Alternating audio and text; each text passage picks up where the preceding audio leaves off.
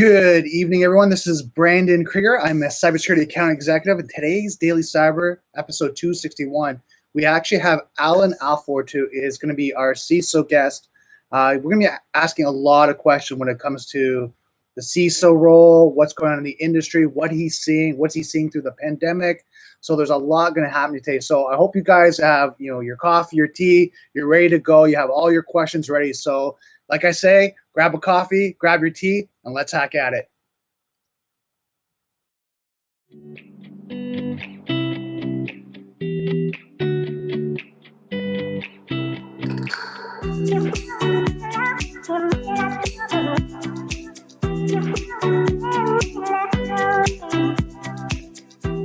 I'd like to thank our sponsor for this episode, USATO. USATO is a Canadian-based cybersecurity company that provides 24/7 cybersecurity support and compliance service that align their customers' tolerance for risk, their clients, suppliers, and government contractual mandates. USATO's teams focus on using insights to drive business decisions. There's no need to leave strategies to chance, when insights can be used to show what changes need to be made and how to make them. USATO offers multiple services to help companies simplify IT, centralize cybersecurity management, and meet compliance standards.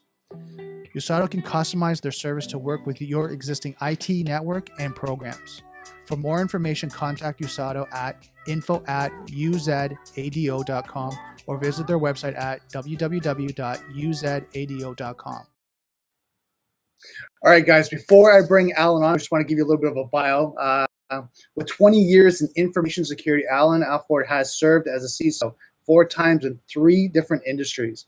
Alford has transferred over from IT career into a product security career, and the ultimate focus from the 2 disciplines. Allan has worked in companies from 5 employees to 50,000 and executes a risk-based approach to security, as well as compliance with Nist, CSF, CSC 20, GDRP, ISO 27001, DFARS, and so many others. And you guys know all the acronyms and trying to figure that out.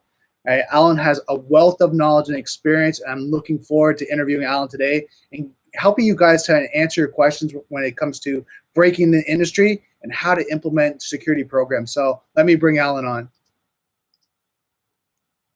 Hey, Allan, how's it going? Good, man. How are you? Not bad, not bad. How's things going through the pandemic? Pandemic's been interesting. I got my second shot 2 weeks ago, or I guess a week ago Saturday, and it put me down, man. I had basically hardcore flu-like symptoms for 2.5 days there off that shot, but I'm through it. My wife's had her shots. We're actually going to start venturing out of our home now. Wow. Now, do you have, because of the routine, do you have to go get your shots again? Like, because I was hearing that it's first shot, a little bit of a gap, second shot, and there might be a third and a fourth. Yeah, so far with the one I took, which is Moderna, they're still saying 2. I think the second and third shot or the third and fourth shot is starting to show up with, I think it was Pfizer who was first recommending that. I'll have to go look. Right now, I'm supposedly 90% immune, and at best we can tell, frankly, I caught COVID at RSA last year anyway, so I believe I've already had it. Okay. And what that means is when you get your second shot, the symptoms are significantly worse, not better. So wow. I was down hard, and I got it back before they even had tests in Texas to have it.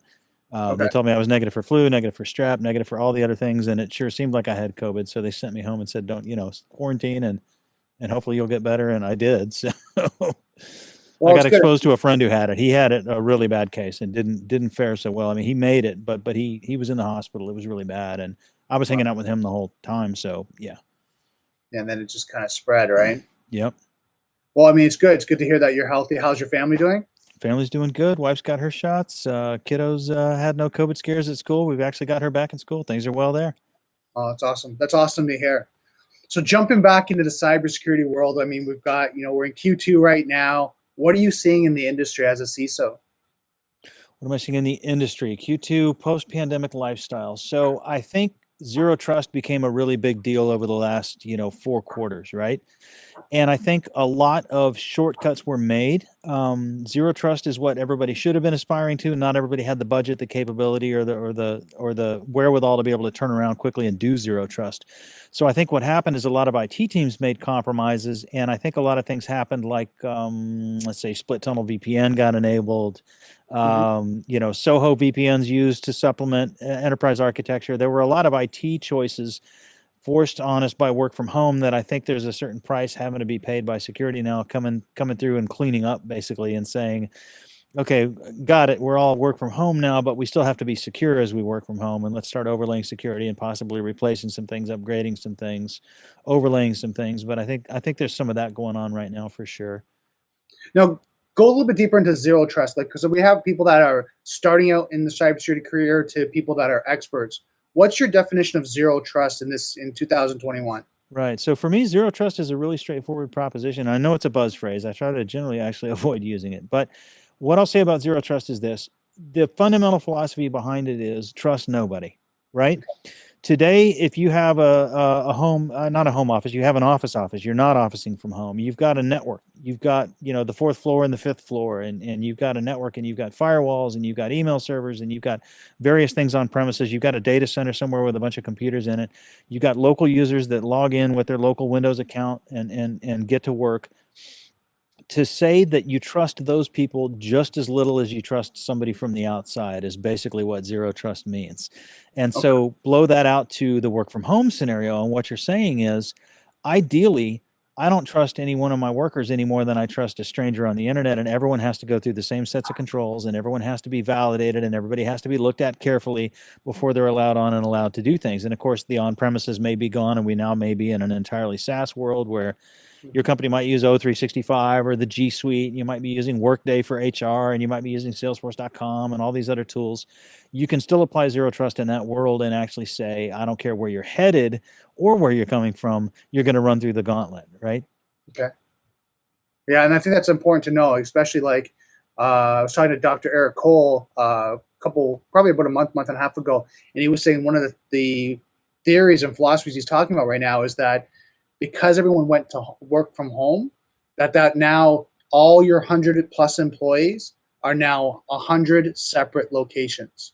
Right? Sure. They're not just work from home; they're actual physical office locations, and you have to think of it in that way now because they have VPN, they have modems that are connected, they have data that's potentially stored locally on their devices or maybe on a local hard drive. So there's all these different things you have to think about. Who's shoulder surfing? What access they have? What are they surfing on on the internet? Right, all these different things. Who's on their network that has access to their infrastructure, from little Jimmy, little Jane to your husband, your wife, whatever that may be, and what are they surfing on that network? Because that network now is an access point to the actual organization.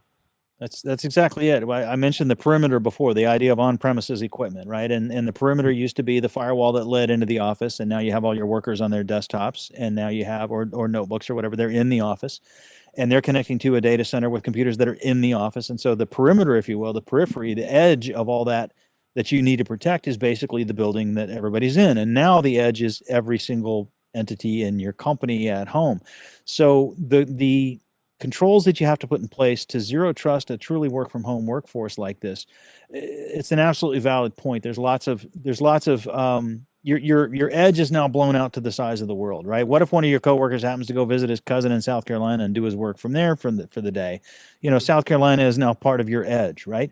And so the fundamental philosophy there is that you have to control what you can control at the edge, which is fundamentally the people and the notebook computers themselves. So you need a really robust endpoint tech stack, and you need a really robust identity and access management program so that you're really vetting your people really well.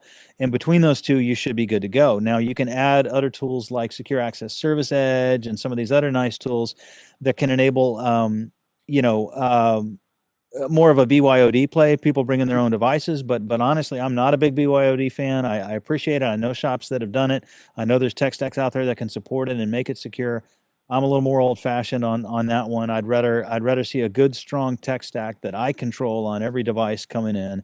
Couple that with a strong identity and access management play, and voila, I've addressed the fact that my office is now South Carolina. Right.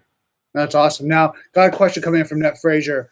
As a CISO and working from home, how was the upper management outlook on permanently shifting positions full-time to work from home? I have personally, my last organization went full time from home and reduced office space, and it was obvious that they were in it for the long haul. The current organization is 100% work from home. I don't see any issues with it. I think from a high level, overview of the, being the executive over security, I don't have any specific concerns or worries about it. I'm fine with my team being virtualized. I'm fine with having a proper tech stack in place so that my whole company can be, remote. I said virtualized. I meant remote. I don't know where that word came from. Virtual staff. That's the next thing coming, man. Right. So having all that being said, I'm fine with it from a security perspective, executive perspective. I've got no beef with it at all. Now, as an executive and not a security executive, are there concerns? Sure. There's always that concern that Timmy is napping and Jane is actually doing something else altogether. And, you hear the horror stories of the employee who's not even working for the company, but actually has a second job and is just taking in 2 paychecks. And, there's horror stories that abound. And obviously there's a great amount of trust of personnel that has to be there. It's totally possible as an executive to build and create a culture of trust, a culture of respect, and still have that culture be one where we know everybody's doing what they're supposed to be doing, working from home. Right. There's a certain amount of accountability that can be there. You don't have to be draconian about it at all. I think work from home gives us new flexibilities that we didn't have before. I mean, example, yesterday afternoon, I ran to the vet real quick for 30 minutes and got rabies tags for my dog, Right. Just a quick run. But I also know that my boss knows I was up early and working before the workday and also probably checking emails that night and whatever else it might be. I would argue that truly the work from home scenario, in my experience and the experience of those I'm close to, seems to have resulted in people working more, not less. And it's because it's really hard to draw that boundary line and say, I am at home now, right? Right. So that's what I was going to ask you that. I actually have 2 questions for myself personally. So are you finding right now that, because before you used to have water cooler talk, right? You used to get up from your desk, Jane, John, Lee would walk by and you kind of chit chat. You'd take a little bit of a break. You'd go to the water cooler, the lunchroom, whatever that may be, and you talk. But now you're at home. Right. It's back-to-back meetings, and you get up in the morning, you sit at your office, whatever that means, your kitchen table to maybe an office you've set at home, and now you keep working. Right. So there's a couple of solutions to that I've run into, and a couple of these, I can't claim credit for any of them. These are all ones I've stolen and borrowed from other people. So one is with your team, you create a Zoom meeting in the morning that has everybody in it. That's just sort of minimized and in the desktop, right? Right. Just tuck it down in the corner somewhere and ignore it and leave it until you need it. You pop up. And basically, it's like a live chat room sort of approach towards video. It's not the same conference that they're having in their actual daily meetings. And obviously, you mute it while you're having your daily meetings. But the idea is if you're not in meetings, you've kind of got this open forum arena sort of thing where you can get together with people and have casual chat, throw ideas over the fence, share a screen or two, have a quick, chat over coffee. Just to have the team able to be in touch with each other sort of real time and live throughout the day in an open way that no one's obligated or expected, but you can sort of pop in and out throughout the day and everybody's there doing the same. And you get some of that sort of that water cooler talk, right? That's one idea. And then the other idea is really going out of your way to make sure you schedule events and things like, my last company, we had a once a month, everybody wore their masks and sat pretty far from one another, but we'd still meet up for a lunch somewhere on occasion. We had scheduled Zoom events that were fun events that weren't just work events. Right now, the vendors are trying really, really hard to come up with new and clever ways to replace the taking you to a steak lunch kind of thing, right? And so there's people doing, whiskey tastings, and there's people doing coffee tastings, and there's, interactive cheese slicing and whatever all these crazy things are that's going on. Don't be afraid as a leader to book your team for some of that stuff, right? Take advantage of it and say, hey, I'm going to bring 3 of my team. We're all going to hang out and slice cheese together for, a Friday afternoon, take an hour off and do that. So take advantage of those things as well. Okay.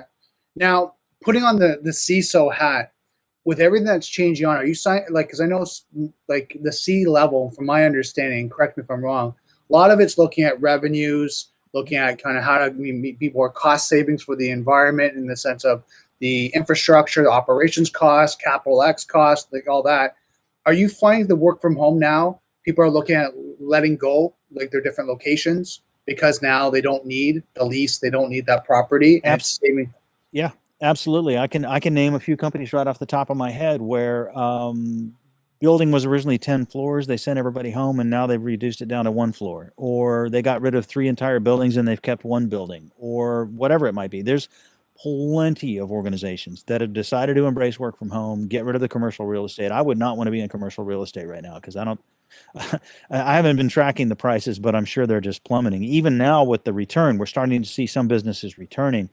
I still think that more businesses rather than fewer actually decided to cut back on commercial real estate and allow some degree of permanent work from home. Even if they're setting up hoteling or something like that, you're still jettisoning some permanent real estate, right? Right. And I think that's part of it. There is a definite cost savings there. I think the fear of work from home was in every executive's mind before COVID, right? Right. And then COVID hit, and whether we wanted it or not, guess what? We got it. And everybody started to look at it and realize it's not so bad. Work is still getting done. Meetings are still happening. Progress is still being made. And then you start eyeing that cost of that empty building over there, and you think, let's get rid of that lease. So, right. Yeah, perfect. Now I've got another question for you. For someone working to get into the cybersecurity position, what's your advice to stand out from the rest of the applicants?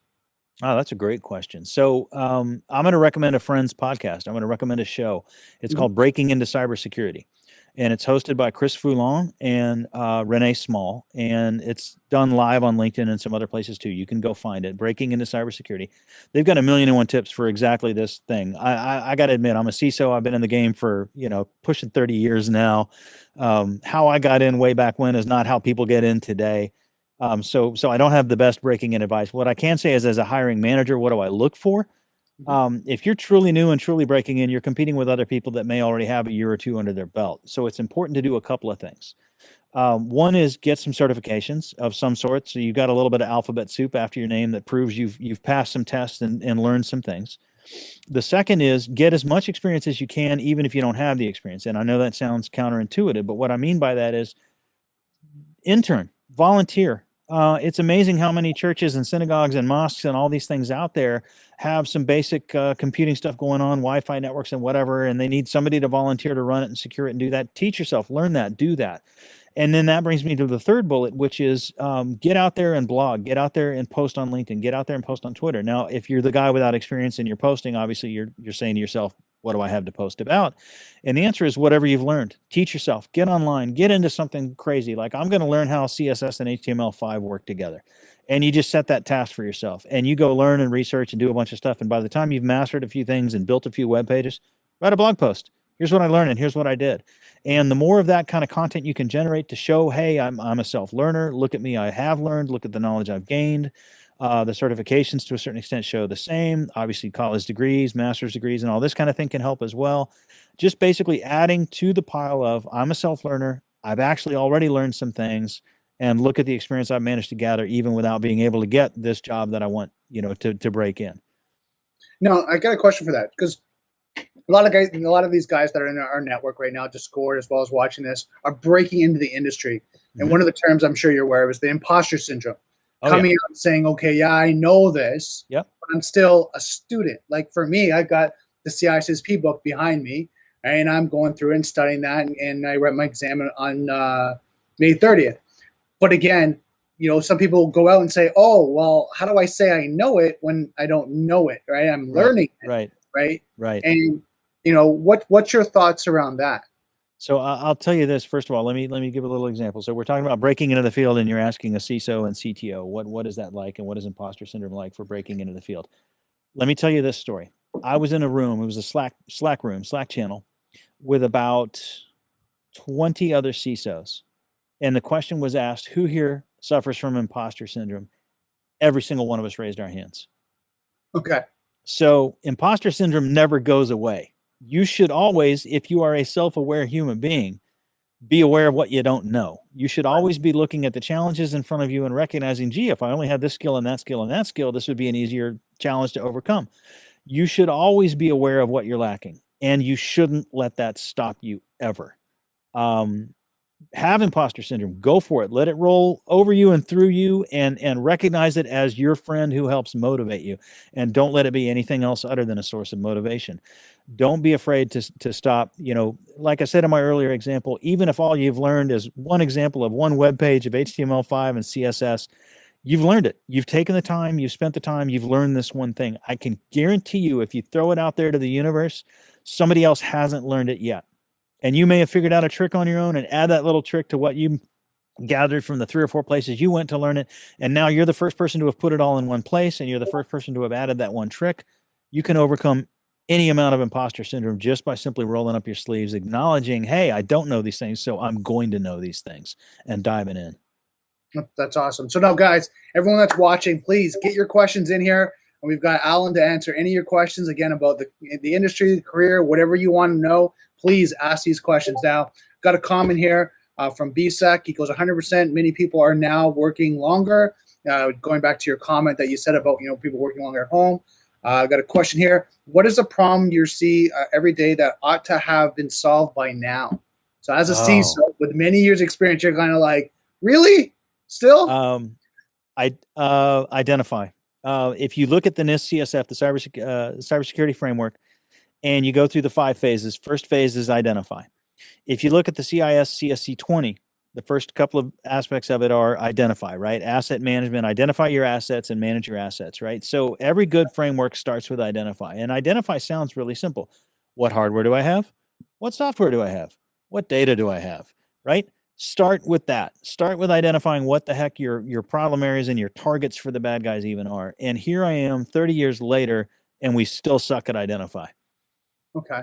I don't know anyone who's doing it well. There's 1,000,001 solutions out there that'll help automate it and get you going well. I don't want to name vendor names, but there's one solution that I found recently that even won an RSA sandbox that is finally introducing some good innovation and technology there for identifying your hardware assets, for example. That's starting to get under control. People have CMDBs. People have multiple agents and things like you can do secure management software for your endpoints that can actually also monitor and observe and state what the state of the box is and report that into a dynamic CMDB.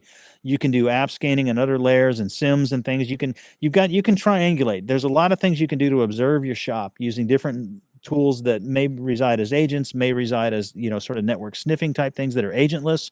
And all of those can triangulate and can combine and can feed your configuration management database and basically say, here we are, here's what we have, here's the most accurate and real-time list of all the assets in the shop. Even with all of that tooling and all of those things, it's still going to be an incomplete list, and it's still going to be an outdated list pretty much anytime you touch it, right? We still haven't solved the identify problem. Wow. That's good. Thank you so much. Now, next question we have here. Has there been a way that you have helped your team or self defeat the imposter syndrome? Oh, absolutely. With my team, here's what I do. I actually rotate responsibilities in my team, even for the junior members of the team, and deliberately pick roles of tasks and roles that need to be done in the coordination and organization of the team in its daily life, and choose ones that are just slightly beyond somebody's skill set and deliberately give them that. Say, okay, you, Mr. Intern, who's just walked in the door and has never done this before, you're now in charge of doing this one thing, right? You're on your own. You've got help from the others if you need it, but I'm looking to you to be the accountable guy. I'm not going to have you ride shotgun and the other guy's accountable. You're going to be accountable.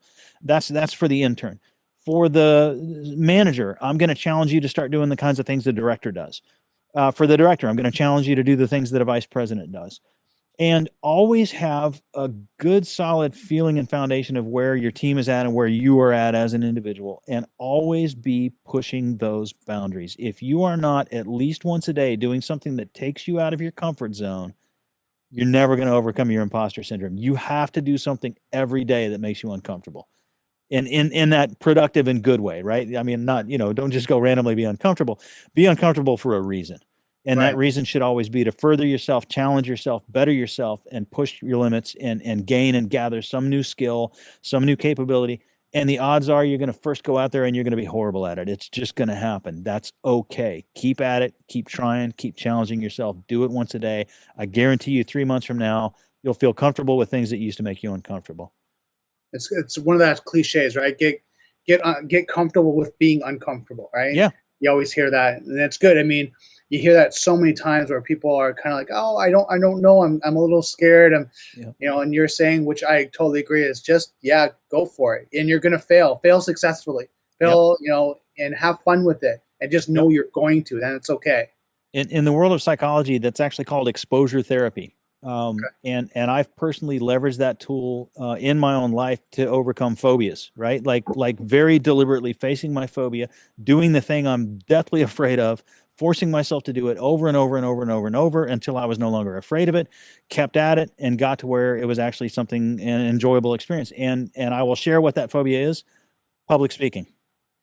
Really? I used to be terrified of it. I now have a podcast. I'm now on stages giving keynotes all the time. Here I am live on video right now. I used to be terrified of public speaking. And the way I overcame it was by forcing myself to do it little bits at a time, and never letting up and never giving up. And eventually I overcame that fear.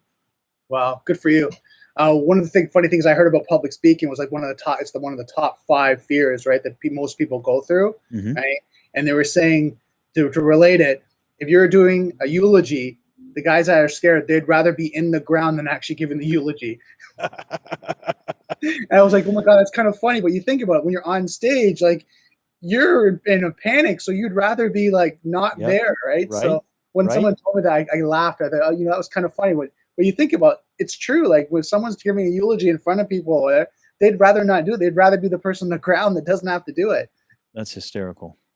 So a couple more questions here. Oh, we got lots coming in. Thanks, guys. Keep them coming. What do you think of having a BISO for communication between CISO, board executives, kind of the senior level? Now, you're familiar with the BISO or the BISO? Absolutely. I've been a BISO, and one of my favorite folks to chat with in cyber is a BISO. Patrick Benoit, he was on my podcast just, I don't know, I think last week we recorded a show together. He's a BISO, and I used to be one as well. Every organization uses their BISOs a little bit differently, but for me, the B stands for business unit, is the origins of it. Not business, but business unit is really kind of where it came from, even though it stands for business. Work with me here.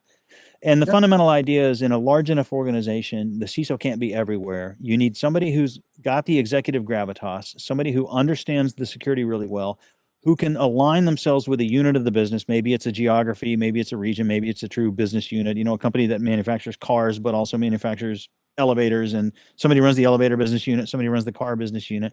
Break it up however the business is broken up. Dedicate that person to that business unit and have them be the CISO for all intents and purposes to that business unit, and more importantly, from that business unit. The whole idea of having BISOs, in my mind, is that the CISO, A, can't be everywhere, and B, will never be able to intimately learn the level of the business that needs to be learned, that a group of BISOs can collectively do way better than a CISO could ever do it. Now, what else can a BISO do? There's other roles. My friend Patrick, I mentioned, he's very customer facing as a BISO. I've also seen BISO roles that were basically nothing more than a deputy CISO. And I've also seen BISO roles that were very much all targeted externally. It's a bit of a mixed bag. It's a generic term that gets used to describe a few different roles, but in terms of integrating with the business, interfacing with the business, and being the bridge between security and the business, absolutely, if the organization is large enough, you have to have BISOs. So now, with the BISOs, in the organizational structure, are they reporting to the CISO or C-level? Yep. They generally report directly into the CISO. Okay. And now because I'm a little bit familiar with it, I was kind of doing some research when someone asked the other day, and I noticed that there's not much training for it to become this BCISO role. There's not a whole lot of training for CISO either, for that matter, or for deputy CISO, or for chief of staff for a CISO, right? If you look at all the critical roles that are in any typical CISO organization, and again, I've worked, as you mentioned, I'm currently at a 15-man shop. I've been in a 5-man shop. I've been in a 50,000-man shop. The idea that you're going to have these different types of roles, ultimately, no matter the size or shape, they're going to fall into the basic camps. If you got the CISO, him or herself, you've got the chief of staff, you've got the deputy CISO potentially, you've got the BISOs potentially, and the chief of staff is always, I should say, a potentially as well, because you have to be a certain size and type of team to even have that role. And all of those roles collectively equal what it takes to get done at an executive level to make security happen for a bigger organization. And every one of those roles, I've seen the people enter them from pretty much every weird, random background, sidestepping in, backwards walking in. Very few people rise through the ranks in a path and pattern that take them to BISO, that take them to deputy CISO, that take them to chief of staff for the CISO, that take them to CISO. I don't know that any origin story is even really the same, other than you can start as kind of an auditor level in GRC, work your way through the GRC ranks, and eventually hop into one of those roles that way. Other people, I guess, from the technical side come in, same thing. Maybe you're an engineer, you become an architect, potentially you become a BISO after that. But there is no consistent story. Everyone I've met in those roles always has a different origin story. Some people started in IT. Some people did a complete lateral from a whole nother department that had nothing to do with security. I've heard every story under the sun. Wow. Now with that role, BCISO, CISO role, now you always hear kind of the story that it's not a technical role, right? It's really kind of a business. What are some skill sets that you would need to really be a good BCISO, CISO? Okay. So let's start with that origin story I just gave. There's the GRC camp and there's the technical camp. Those are generally the two backgrounds that lead towards a leadership role in security. Those are generally the two. And again, I've seen a million other stories, but let's assume that's where the bulk of them come from, is one of those two camps. I personally grew up in the technical ranks, and later came to own GRC and run it and respect it. But I started as a technical person. My security chops were, actually writing the firewall rules and stopping the bad guys, where, in the machine. Systems administration and blah, blah, blah, and eventually manager of IT, and then security focus, and on and on and on. So I would argue that a good CISO, by the time you've reached the CISO level, has to be first and foremost a business person, period. That has to be the number one skill, is business itself.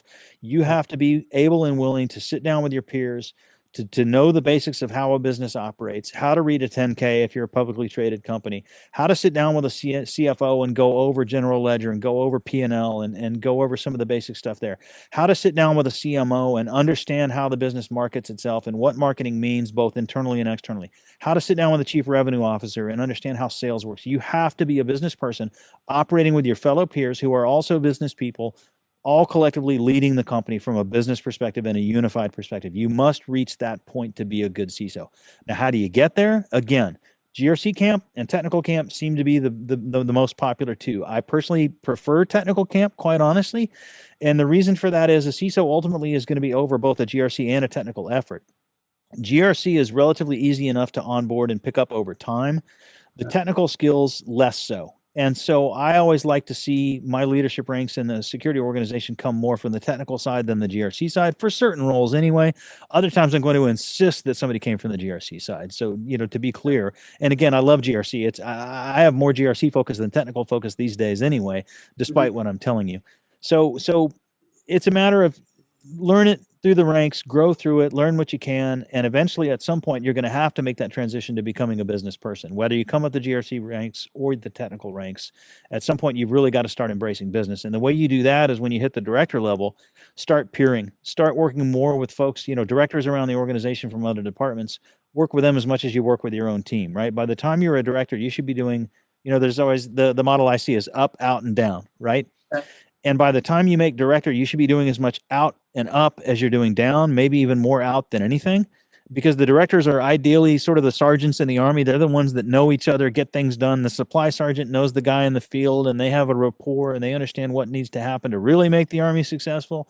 That's the directors in a corporation. And so as soon as you hit director level, start focusing on out, start learning the business that way. And by the time you reach CISO, you should have gotten very good at that as well, regardless of your origin story. Wow. Okay. No, it's good to know, because doing the CISSP, we have a CISSP study group that we do on Tuesdays and Thursdays. A lot of we try to do business focus, not the technical focus. And I think it's because a lot of the technical guys don't know the business side. Right? And as you know, you made that comment because you're technical. Like, you're dealing with the technology, you're doing manufacturers, you're dealing with any type of the technology and solutions and how it implements and how it protects. But how does it work for the business? Yep. What's the business requirement? What's the compliance need? What's kind of all that? Yep. A lot of times you don't think that way because it's top right Gartner. It's one of the best. It's SOAR. It's next generation. It's AI technology. It's machine learning. It's all this great stuff. But how does that help the business? Right. You can be the most technical CISO in the world and totally understand the inner workings and totally understand all the details of what your tech stack is and why it is, and have this completely strong security foundation. go upstairs and try to sell it and completely fall on your face because you speak in security terms, because you speak in technical terms, because you don't speak in business terms. You have to understand how you relate to the top line and the bottom line with every decision you make. You have to understand what risks are, how you're addressing those risks, and how the business, everybody else in the business, is going to see those risks and articulate those risks. Because it's not even just enough to say, well, the bad guys are going to get in and we're going to reduce the quantity of bad guys that get in by deploying this one thing. Okay, so what does that mean the bad guys are going to get in? Well, they're going to steal some data. What data? Well, they're going to steal this data over here. Well, why does that matter? Well, they're going to steal this data over here, and that matters because this data is sensitive information about employees, and if it gets stolen, we could get sued. And okay, so there's a financial cost associated with the bad thing that you're trying to prevent happening. What is that financial cost, Mr. CISO? Oh, well, it could be, and you have to be able to articulate, this is the risk, this is why it matters to the business, this is what happens if we don't do anything. This is what it'll cost to do a little something. This is what it'll cost to do a lot something. And here's how a little and a lot, respectively, will influence that risk and change it and shape it. And you have to have the conversation at that level. You can be the best technologist in the world and utterly fail as a CISO. Wow. Thank you so much, Alan. Next question we got here. What are you thinking about the Microsoft's new policy to avoid 60 days password change for end users? Yep. So I'm with the new Nist recommendations. And by new, I mean they've been out for, 3, 4, 5 years, maybe even now. I think it's been about 4 years. Nist basically did a study, came back and said these complex passwords that we've all been using where you substitute, E for 3 and 0 for O and $ for S and all this nonsense. All we've achieved is two things. Number one, passwords that are difficult for humans to remember, but that are still ultimately passwords that are easy for machines to guess. Because you don't have a super long password. You've got a super complex password, but it's still relatively short. Machines don't care about the complexity, right? So what we have to do is we have to blow that model out of the water, and we have to say, come up with something that a human can remember that works really well, that is long, such that a machine is going to struggle to get through it, even though it's simple and doesn't have all the crazy characters. And then the second piece of the NIST guidance is don't go changing your passwords every X days. Only change them when you know you've had a compromise. And bolster them with MFA or 2FA, and you've got a lock. You don't need to change passwords hardly at all in that scenario. And back to the first piece of this, there's a great XKCD cartoon that explains this phenomenon and even walks you through the math of why it's easier for the machines versus the humans to do whatever it might be with the choices. And they give you an example of 4 random words you smack together and create a fake sentence that makes no sense, but it's easy to remember. And their example was correct, horse, battery, staple. Right. Slap those 4 words together. Relatively easy to remember. I remembered it. Correct, horse, battery, staple. Makes no sense, but it's a good long passphrase. You're good to go. Wow. Now, with the NIST framework, and correct me if I'm wrong, aren't they starting to promote that next level of true passwordless decentralized authentication? Mm-hmm. Right, which that's where we're headed. That's where we're headed. I don't know that NIST has actually spoken to that in any of their current frameworks. I may be wrong. I've got friends who are way deeper NIST heads than I am.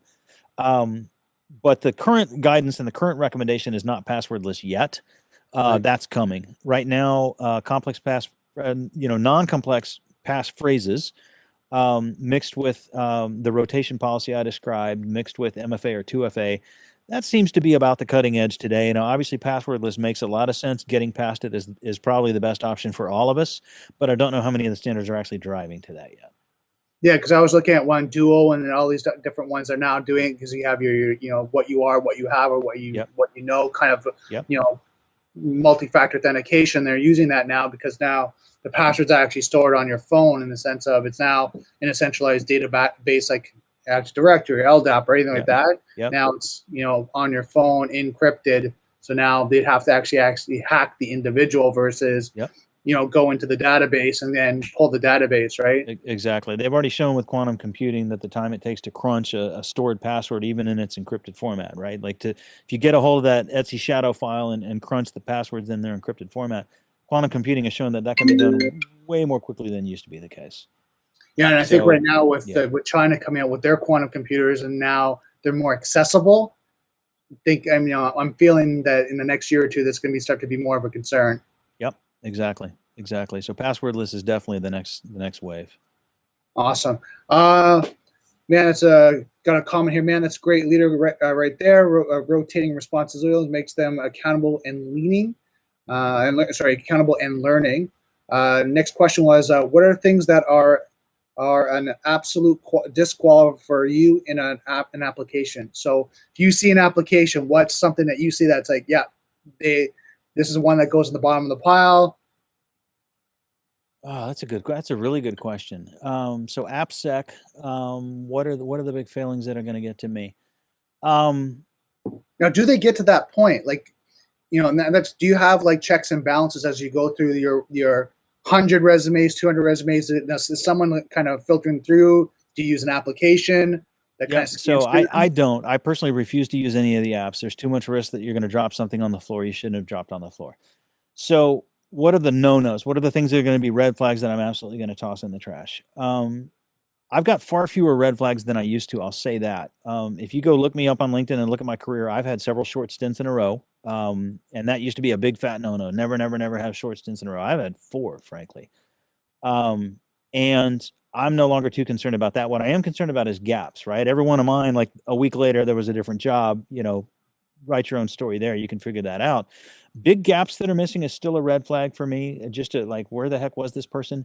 And that gap could be explained by anything. I mean, I've seen resumes where it's like, took 6 months off to take care of my sick mom. Okay, that makes perfect sense. But just simply having that 6-month void leaves one wondering what the negative story might be.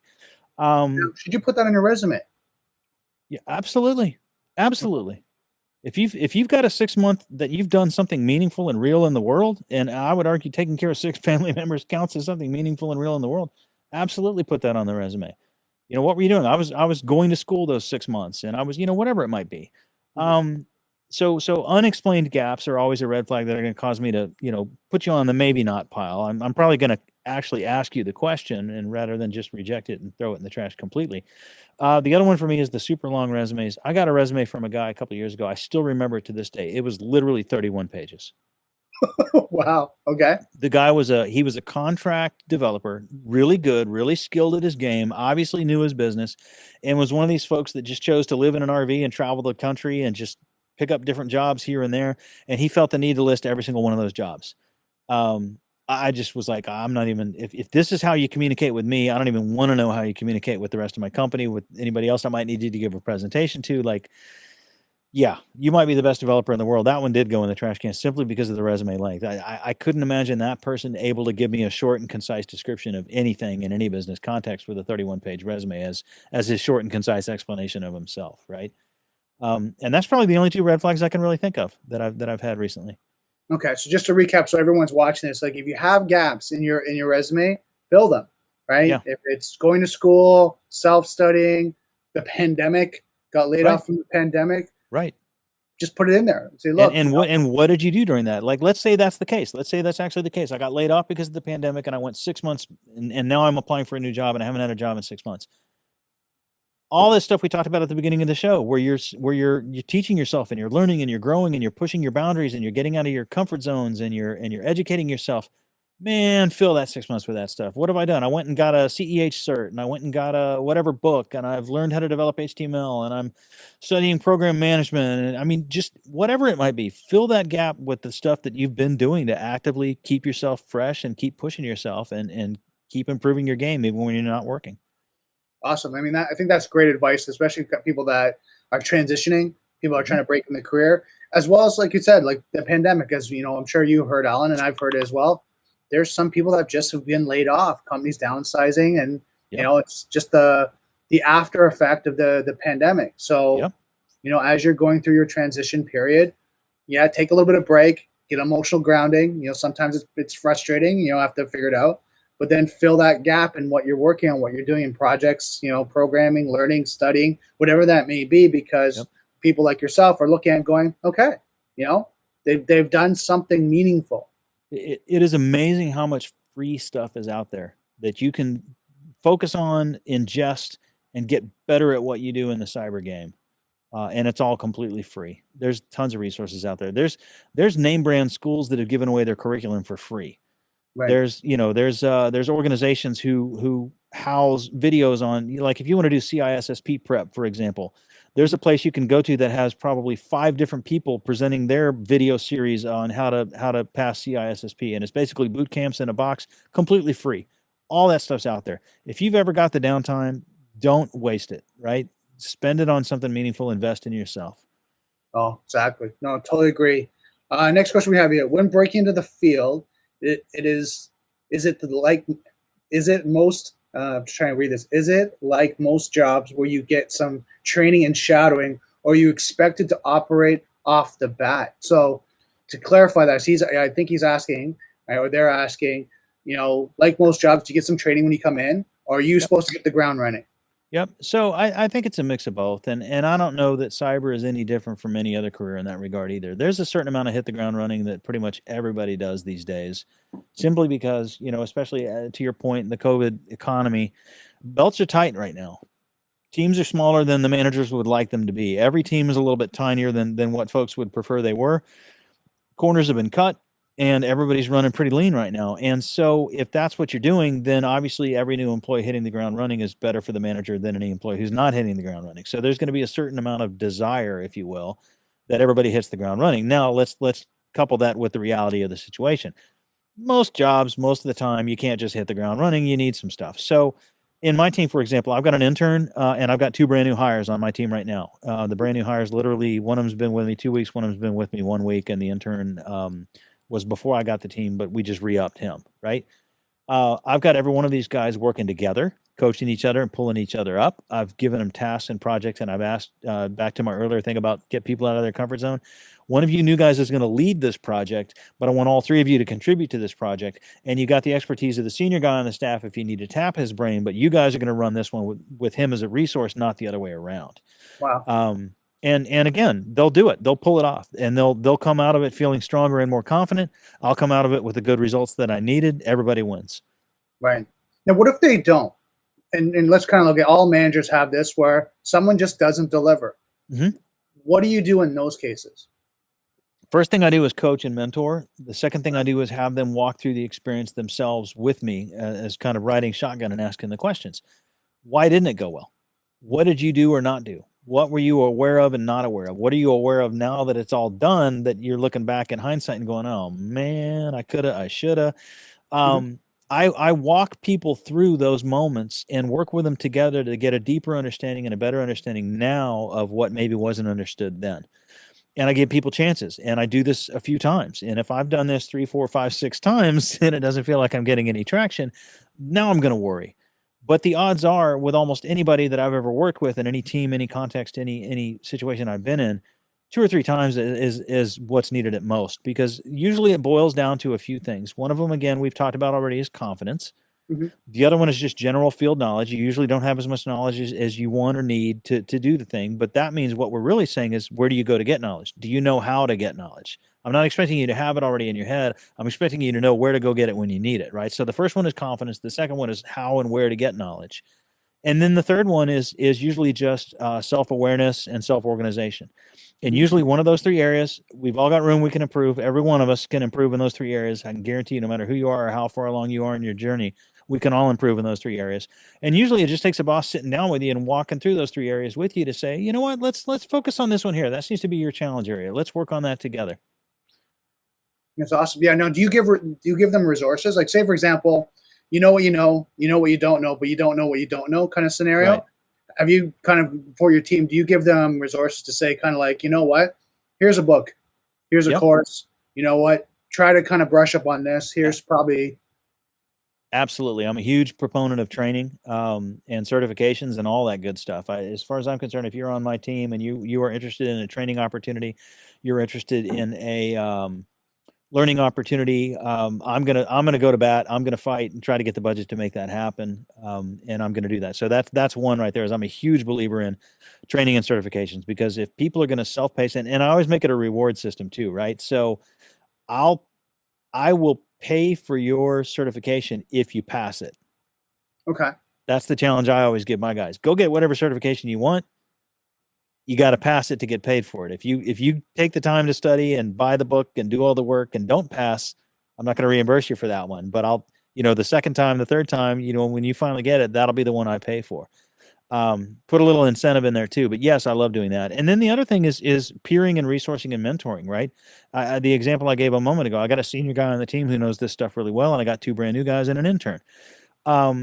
I've got them all sharing with each other as peers, but I've also got them learning from the senior resource as much as possible without, of course, overloading him.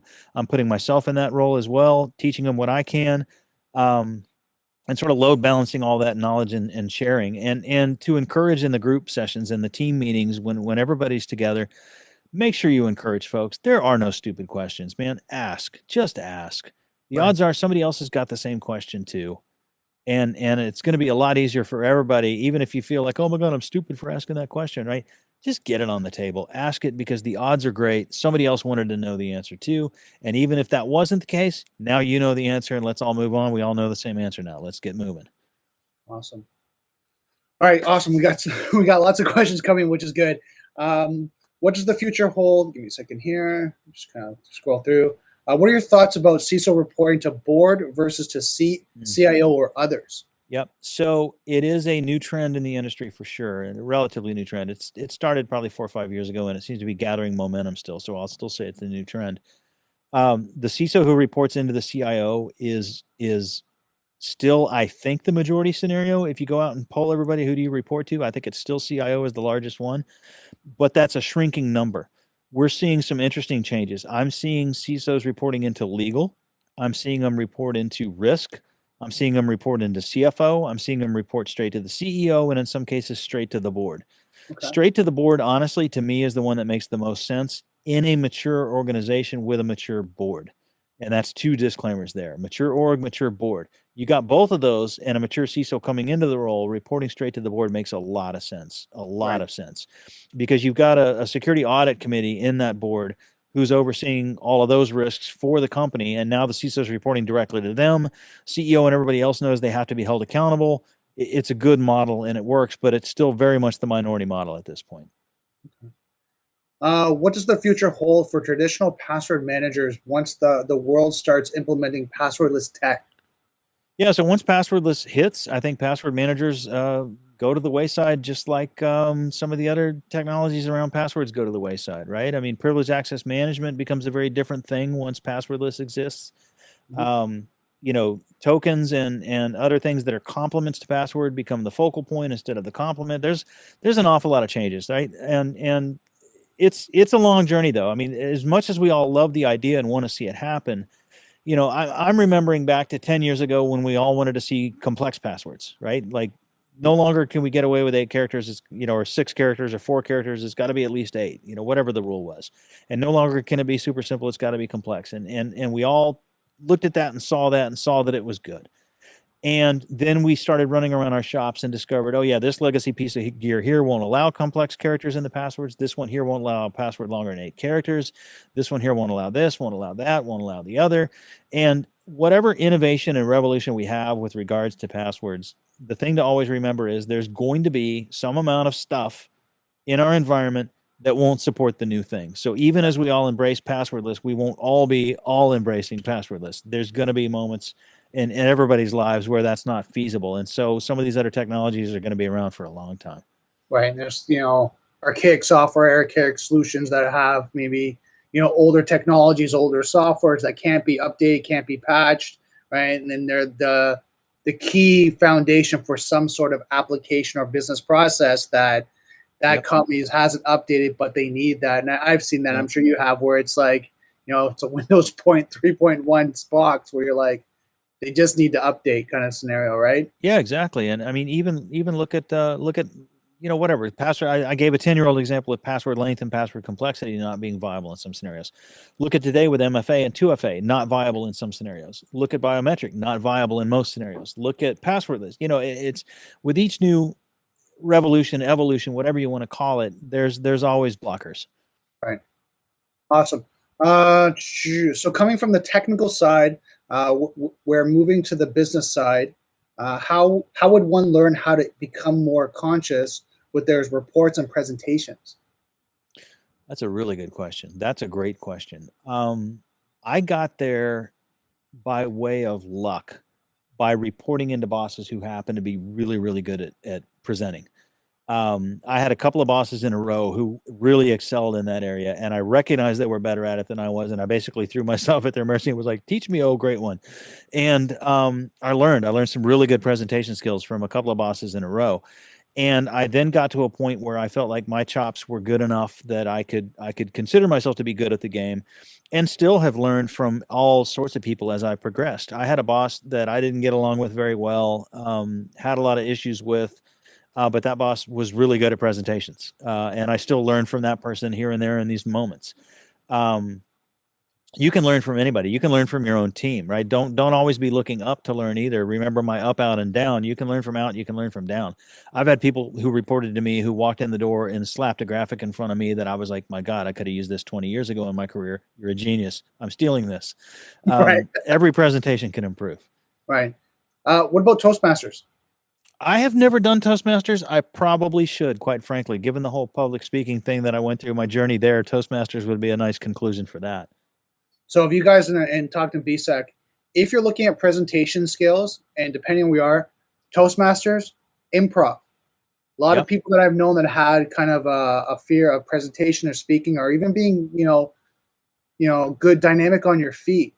Improv is really good to do that, because a lot of this, the practice sessions, the technology and the things that they use is being dynamic in a conversation, right? Yep. And a lot of times when you're in a presentation, and I'm going to talk on a sales side, right? Sometimes you have 40 slides, right? And you have 30 slides. You don't necessarily have to go through all of them, right? If people understand it and there's only 5 slides they need to know, that might be your presentation for today, right? Being able to be dynamic or go through them. Yeah, the first 5, you got the first 3, the other 3, okay? So we're just going to go through this and this. Guys have any questions? We're good to go, right? You might have to be that, where I've been in presentations where the guy's going through each and every slide and he's not reading the room, right? Yep. And he's reading every word from every slide. And as you see here on this bullet of incredibly tiny fronts, blah, blah, blah, blah, followed by this other bullet of blah, blah, blah, blah, blah, blah, blah. And you start seeing this, people hands down in the phones. Yeah, the idea is to always have something up in front of you on the screen that is a hint, an indicator of the real presentation, but not the meat of it, where they're forced to pay attention to you. Yeah, there's a lot of tips and tricks. And yeah, I could see where improv totally helps. Podcasting is another good one too. I'm so much better on my feet now after 2.5 years of podcasting than I used to be. Yeah, just getting out there. So yeah, great feedback. How does that match up? Teams are smaller than managers would like. But there's people laid off due to the pandemic. That seems mutually exclusive. Yeah, it's the lovely, I call it the cyber conundrum. Every day the managers are complaining they don't have enough talent, and every day there's talent complaining they don't have jobs. And we've got this massive shortage supposedly in our industry of talent as well. And yet here we are with all these people looking for work in cyber. So something doesn't add up. And I mentioned before the Breaking Into Cybersecurity podcast, friends of mine run. It's a fantastic resource. One of the things they cover, and Naomi Buckwalter is another name I should throw out there. Follow her on LinkedIn. There's a whole movement about breaking people in and encouraging things like attitude and aptitude, and not worrying so much about whether they have the specific knowledge and skill sets already. Do they have the capabilities, the attitude, and the aptitude? Are you the sort of person who wants to find out root cause and is willing to take the thing apart to find out the thing that caused the thing? Are you the sort of person who can logically organize thoughts and relate them to one another in a lateral way? Are you the kind of person who, I'm describing characteristics, not knowledge. And if you have enough of these characteristics, you're totally qualified for a cyber job, and we should bring you in and teach you the knowledge, and then you're going to be devastatingly effective. There's a movement afoot to address the problem with exactly that solution, and I practice it. I'm one of the ones who is always trying to bring in new folks that may not have the chops. I mentioned my 2 new hires. One of them came to me saying, I've got minimal cyber experience. The other one said, I'm just now learning and I'm getting started. I was like, fine, you guys have got the attitude and the aptitude. Come on over. We'll figure out the rest together. But I'm unique in that regard. There's not all of us managers operating that way. So right. And I think that's one thing that if you guys are breaking the industry is putting yourself out there daily, right? Networking, connecting with the right people, socializing online through LinkedIn, putting out content, doing all that, and just keep getting out there. Now, before the pandemic, you'd go to events, you'd go to conferences, you just, shake hands and meet as many people as you can. Well, now through the digital age, go to meetups, go to online streams and things that are happening, communities like Discord, and just network. There's always someone that says, oh, by the way, I know a guy that knows a guy that's potentially hiring. Right. Yeah, I would argue that the last, I don't know, 70 or 80% of the last 10 jobs I've had were because of networking, not because of submitting a resume off the street. Right. No, totally makes sense. What qualities do you most what qualities do your most successful hires share? Oh, that's a great question. Self-drive, self-awareness, desire to learn, and ability to think outside of the box. Okay, perfect. How do you retain quality talent? That's an art form in its own right. That's a whole subject for a whole other show. Like we could do a whole show just on that one question. How do you retain top talent? I've already described some of my methods in terms of supporting them, training, certifications, these kinds of things, giving them that. I've talked about letting them peer with each other and putting them in situations where I challenge them and get them to exceed and excel and go beyond their current skill sets. We've talked about several different other examples of how I manage my teams here. One thing that I'll say that I add on top of all of that is this. I believe in total transparency with my teams. I am as absolutely transparent a boss as I can possibly be. Every rare now and again at the C-suite, you're basically ordered to shut up. I will shut up when I'm ordered to shut up, but I will otherwise share far more than a lot of managers share at my level with their teams. I expect the same in return. And I'll give you an idea of an example here of some really good radical transparency. I had an employee who went through with this exercise I do with every employee on my team. Where do you want to be in 3 years? Where do you want to be in 5 years? Where do you want to be in 1 year? Let's have these conversations about what you think your growth looks like. Like, are you wanting to manage eventually? Are you wanting to become the best tech on the team? What are your dreams and what are your thoughts? And any answer is allowed. Any answer is allowed. And this particular employee, his answer was, I want to run my own consultancy one day. Oh, so you want to run a business. So not only do you need to learn the material that we're doing here today to be good at it, good enough that you can be a consultant and sell that service, you need to learn how to run a small business. You need to learn how to sell. You need to learn how to be good in front of people. You got a whole bunch of skills you're going to need. So let's work together and I'll start giving you those skills. And I proceeded to spend the next several years with this employee, helping him achieve his goal. I invested in my employee, knowing that his goal was going to be ultimately leaving me, leaving my team, leaving my company, leaving my organization. Didn't matter to me. He had a goal. He had a skill set. Any of the skills I helped teach him to get towards that goal were beneficial at that time to my organization as well. I'm going to invest. I'm going to help him. I'm going to do it. And that's exactly what I did. And eventually he did leave. But during that time that he was with us, he was one of the hardest working, best and most focused employees I had because he knew I 100% had his back and I knew he 100% had mine. Wow, that's awesome. Now you're recommending Naomi Butler? Is that Naomi Buckwalter? Buckwalter. Give me a second here. Buck. Walter. Buckwalter. And her and Chris Foulon here. I'll put them all three in the private chat here, and you can paste them out. Yeah, because I think we got Renee Small and Christopher Fallon. Chris Foulon, yeah, Foulon, and Renee Small. Yeah, so we shared out those three right there are probably the single strongest driving force of breaking into cybersecurity of anybody on planet Earth. I love all three of them. They're great human beings. They are focused on breaking into cyber. They're focused on helping people do exactly that. And they've got a million tips and tricks. And again, I'm so much further along in my career that I've my memories of the breaking in days are very old and rusty. So I highly recommend working with those three. Yeah, perfect. Yeah, we'll share that out to the community. Follow them on LinkedIn, follow their podcast, all that good stuff. Awesome. What is your leadership style? What is my leadership style? I think I've described a lot of it already. Transparency, I'm a big believer in. Supporting my team and backing them and letting them know 100% I have their back. That's a huge thing to me. If I ever had any member of any team of mine feeling like I didn't have their back, I'd feel like I utterly failed as a leader. That's probably the number one for me. Number two for me is believing in them furiously, even when they don't believe in themselves. Nice. Okay, perfect. How do you cultivate diversity and inclusion as a CISO in your company? Oh, brilliant. Great question. I'm a huge advocate of diversity. And one of my, again, we could do a whole show on it. I'll try to keep it short. My diversity rant is as follows. We all think about and talk about diversity these days in terms of gender, ethnicity, and these kinds of things. To me, diversity is a far bigger story than that and needs to be embraced utterly and completely all over the whole map. And by that, I mean, yes, race, yes, gender, yes, ethnicity, yes, religion, yes, atheism, whatever, wherever you fall on the religious spectrum, whatever it might be, all of that. But I also mean grew up in the military versus went to college. I mean, went to Ivy League versus went to community college. I mean, grew up in the country. I mean, grew up in the city. I mean, grew up in a family with 12 kids, grew up in a family where I was the only kid. I want to see as many diverse backgrounds, experiences, capabilities, possibilities, and worldviews as I can possibly cram into a team.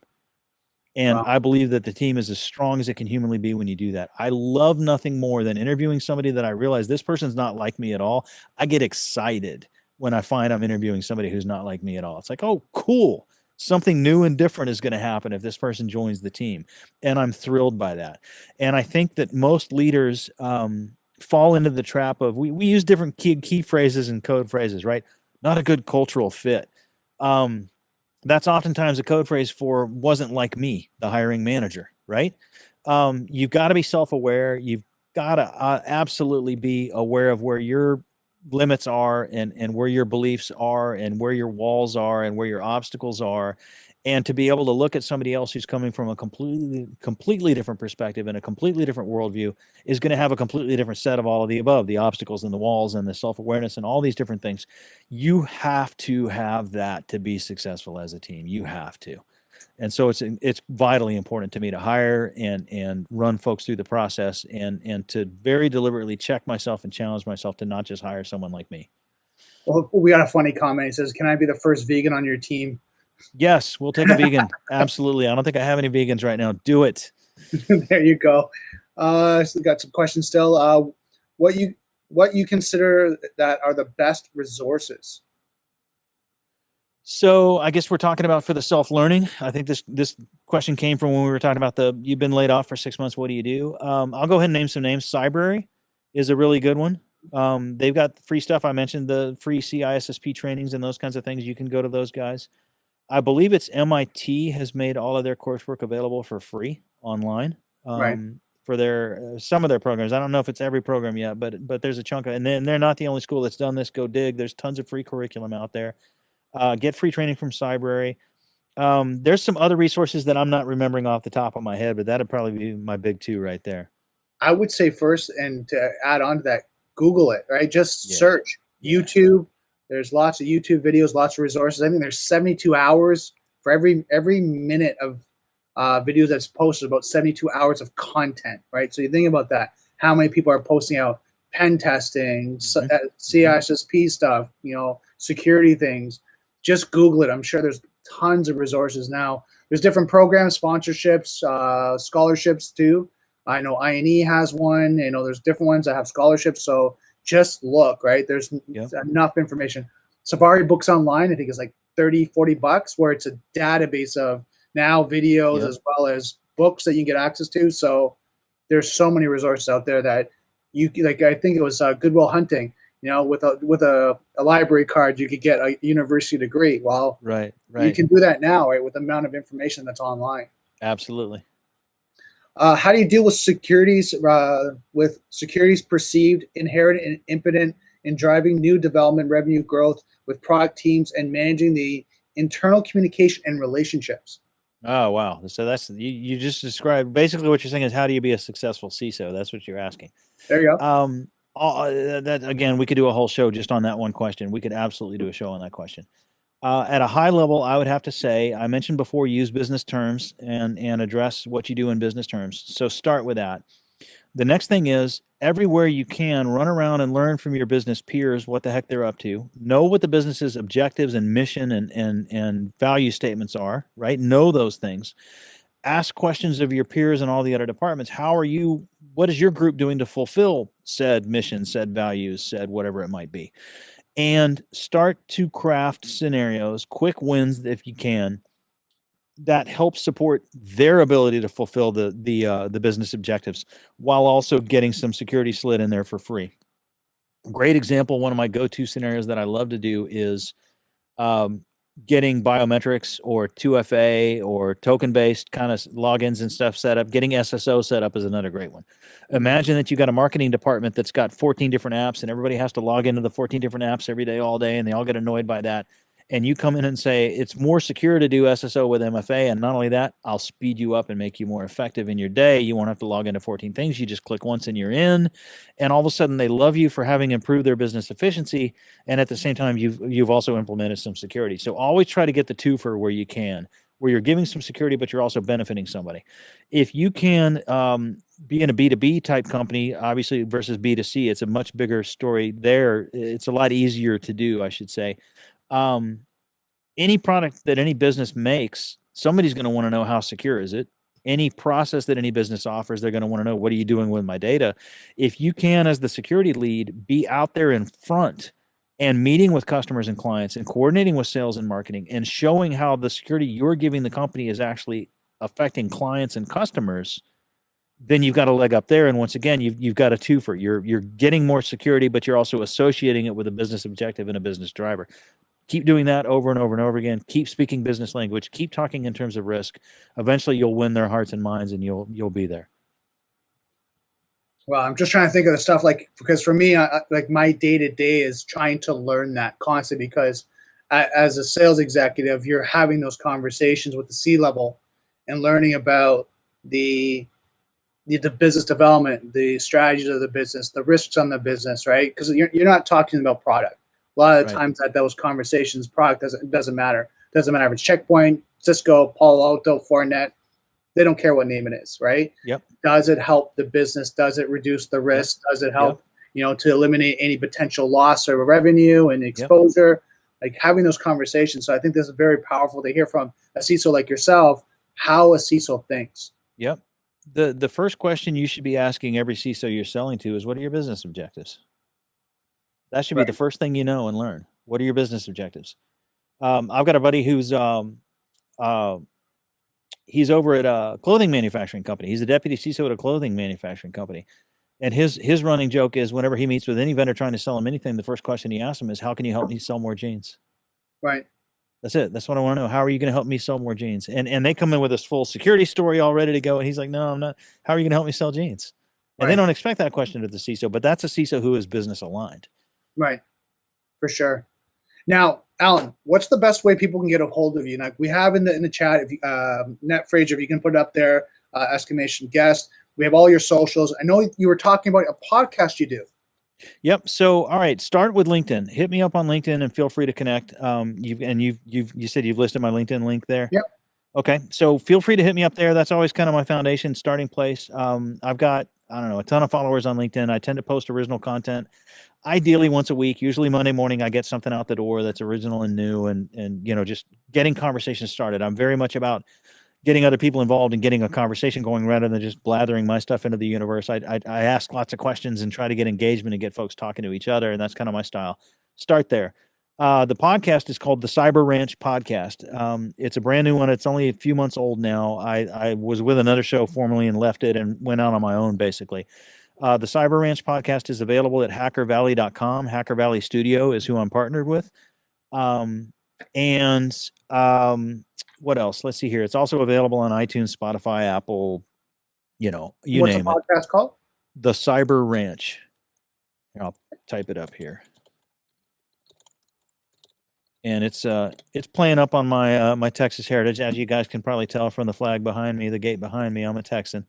So I decided to name my new show the Cyber Ranch. I'm generally known to be running around conferences in a cowboy hat. Didn't happen to be wearing it now because I'm wearing headphones. In fact, I'm surprised somebody didn't ask where's the hat. I wear it that often. But the Cyber Ranch, that's the general theme, is a bit of a Texas flavor on a cyber podcast. But I interview CISOs and other practitioners, and I've even interviewed high-level sales executives and all kinds of just different folks, lateral to and adjunct to. And the whole idea is folks who have expertise in a particular area of cyber, we do a deep dive, one topic per show, and get into it. Awesome. Now, just to let you guys know, I'm going to get Net Fraser to share out the link for that, so you guys can look and check it out. All the links for today's shows, everything we've talked about, it's actually been sent out as well, so you guys should have that. We have a vote going on right now, exclamation vote. Make sure you guys vote. Let me know what you guys think of this podcast, this stream today. Any last thoughts, Alan? I think that's all I've got for today. We did cover a lot. We did. So, I mean, this has been great. Alan, I want to first, for me personally, I want to thank you. I've learned a lot from today's stream, and just, how a CISO, CTO, CIO really kind of thinks, right? And just really kind of understand how it's so important to have that mindset, right? And being in these roles, especially when we're going through a pandemic, we're going through this kind of issue. I appreciate that. It's it's not alien. It's something I evolved into, right? Once upon a time, I used to look at the C-suite and think, who are these strange people that live and work in a different world than I do and speak a different language than I do? And now I'm one of them. So you can get there, you can do it, you can cross that divide. And my advice to anybody, whether you're getting started or heading to the CISO role or whatever, is just, never be afraid to learn, never be afraid to admit when you don't know a thing, and just embrace bettering yourself every opportunity you can. And the rest will take care of itself. Awesome. Well, I'm going to put you in the lobby. Just hold out there. We're just going to finish off the podcast. But Alan, thank you so much for coming out. I learned a lot. Hopefully the community learned a lot. We're just doing a poll right now. But yeah, it was so much value to hear from a CISO like yourself, really kind of share your knowledge and expertise. So thank you so much. Awesome. Thank you, guys. It was great to be here. So guys, that was a great stream. I hope you guys learned a lot. Again, we had a poll going on right now, just to see the information that you guys, learn, be able to see if you got some value out of that. Hopefully you did. Give you a little bit of insight on the actual executive level. I know a lot of times we're talking about pen testing and technology and things along that line. Now to give you kind of that other perception of the top-down approach, how they think this way.